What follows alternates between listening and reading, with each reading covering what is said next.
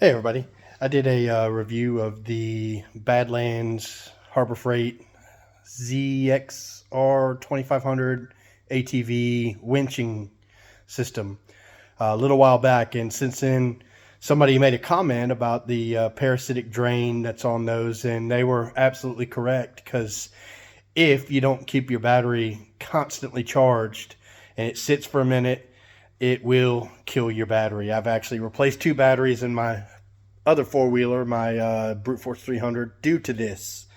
So since then, I've got a Polaris now, and I bought a Polaris factory wiring harness to go into the winch. I still got the Badlands 2500, but now I've got all the wiring is out of a factory Polaris. So what I had learned is this is your control box for the ZXR 2500. There's your little wired remote there, and then I opened up this box, and inside the box we have basically the same relay that every winch comes with. Nothing, no frills, nothing different. It's a little bit compact, but it's the same general idea. 2 posts hooked to the battery, positive and negative. 2 posts go to the winch, 1 on either pole, and then you have your control on this side where those little tabs are.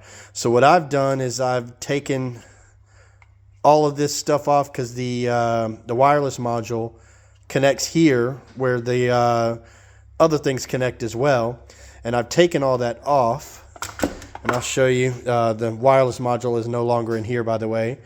I'll show you guys where that is at. So right here, this is the wireless module that came out of that control box for the ZXR 2500 winch. So our green wire right here, this is your antenna. Then of course you got right here a black and a red. So the black is going to be ground. Your red is going to be ignition. That was a parasitic draw that this winch had on it from the factory, because this was wired straight to the battery. So it had this module, this receiver box had power all the time, so it was constantly draining the battery. So when you hook this up the way I have now, this is going to be wired to the ignition, so this doesn't get power unless the ignition is on.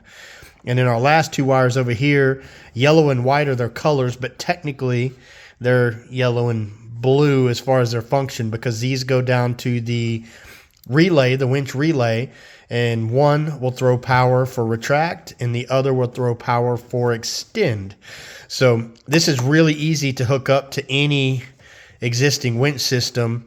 All you got to do is, again, this is just tucked down in here. It doesn't actually, it's just an antenna, so it can go anywhere. But all you have to do is ground here to the battery, wire this red one to ignition source, which is pretty easy. There's actually, I don't know if you can see down here, but there's 2 ignition sources right down here on the factory Polaris. This is a 2023.